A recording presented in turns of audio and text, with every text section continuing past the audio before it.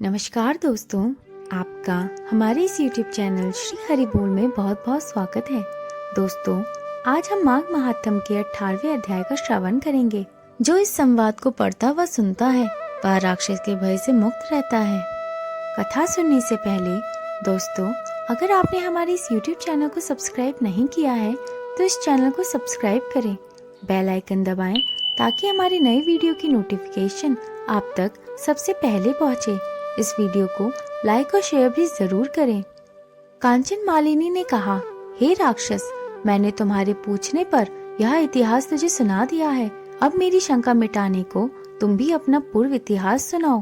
किस पापी कर्म के प्रभाव से तुमको यह भयंकर योनि प्राप्त हुई है?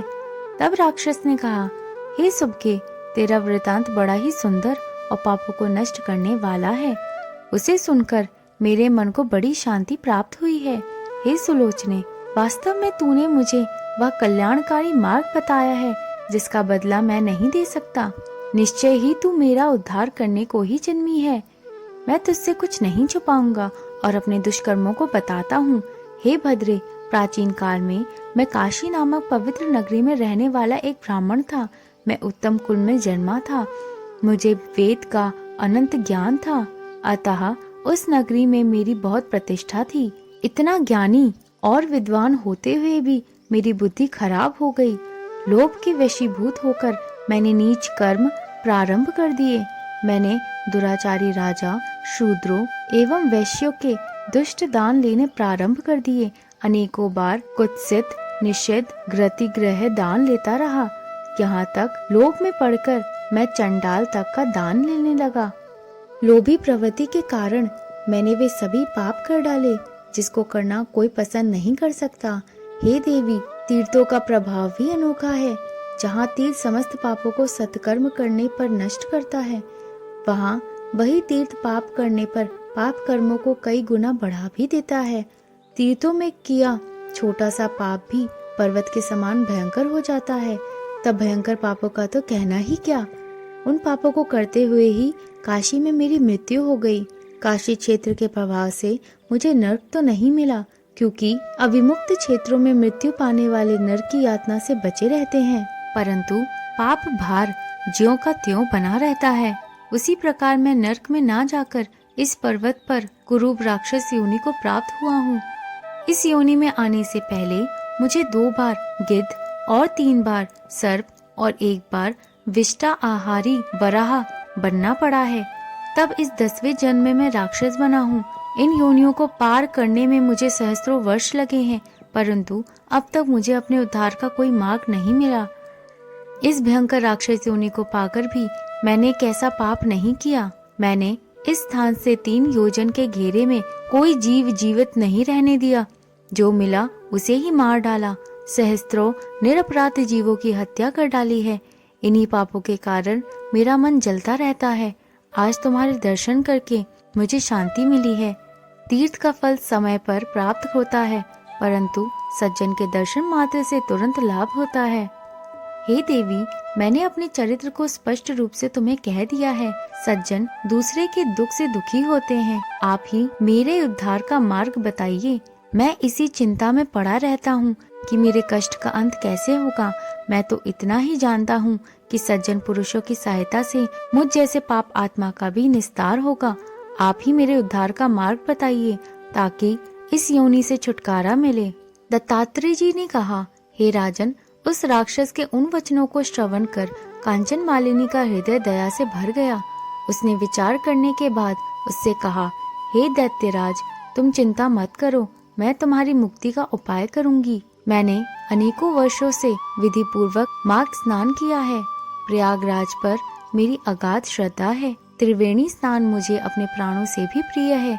श्रद्धा पूर्वक मैंने त्रिवेणी के जल में स्नान करके धर्म के मर्म को समझा भी है। विद्वान धर्म को गुप्त रखने को कहते हैं और वेदज्ञ दुखी जनों को दान देने की प्रशंसा करते हैं। हे भद्र, जिस प्रकार समुद्र में होने वाली वर्षा का कोई महत्व नहीं होता, उसी प्रकार धर्म संचित करने का भी कोई महत्व नहीं है। यदि मेरे धर्म से तेरा उद्धार हो सकता है तो मैं उसे सहर्ष देने को तैयार हूँ। इतना कहकर उस अप्सरा ने अपने गीले वस्त्र निचोड़कर अपने हाथों में वह जल लेकर अपने माघ स्नान का पुण्य उस बूढ़े राक्षस को दे दिया। हे राजन, माघ स्नान चमत्कारी प्रभाव को सुनो। कांचन मालिनी के पुण्य के प्राप्त होते ही उस राक्षस ने देह त्याग दी। प्रसन्न मुख वह जब विमान पर चढ़ा तो समस्त दिशाएं ज्योतिर्मान हो गईं। उस समय वह आकाश में दूसरे सूर्य के समान प्रतीत हो रहा था।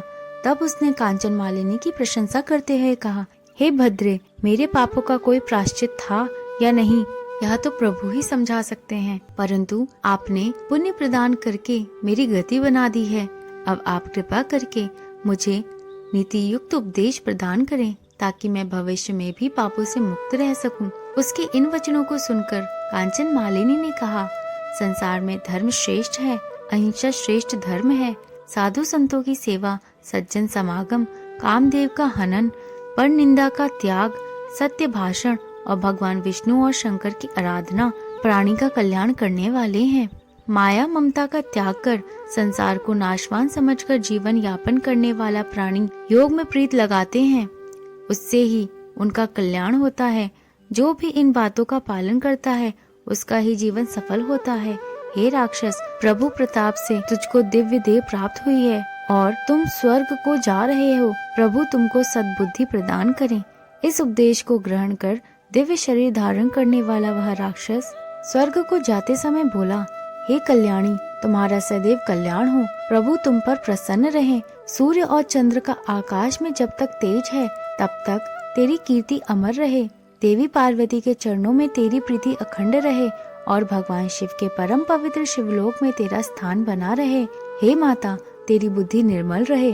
धर्म, तप, उपकार, दया तेरे आभूषण हो और दीन दुखी जन तेरी सहायता का लाभ उठाते रहें। इस तरह के वचन कह और कांचन मालिनी को प्रणाम करके वह राक्षस स्वर्ग को चला गया। तब देव कन्याओं ने हर्षित हो कांचन मालिनी पर पुष्प वर्षा की, उसको आशीर्वाद देते हुए बोली, हे भद्रे, तूने राक्षस पर दया करके उसे मुक्ति दिलाने में अपने अद्भुत कार्य का परिचय दिया है। तब हर्षित हो कांचन मालिनी अपने लोक को गई। जो भी प्राणी इस श्रेष्ठ संवाद को सुनता अथवा पढ़ता है वह राक्षस के भय से मुक्त रहता है। इति माघ महात्म 18वां अध्याय संपूर्ण। बोलो श्री हरि भगवान की जय। दोस्तों, अगर आपको ये कथा पसंद आई हो तो कमेंट बॉक्स में हरिओम जरूर लिखें। धन्यवाद दोस्तों।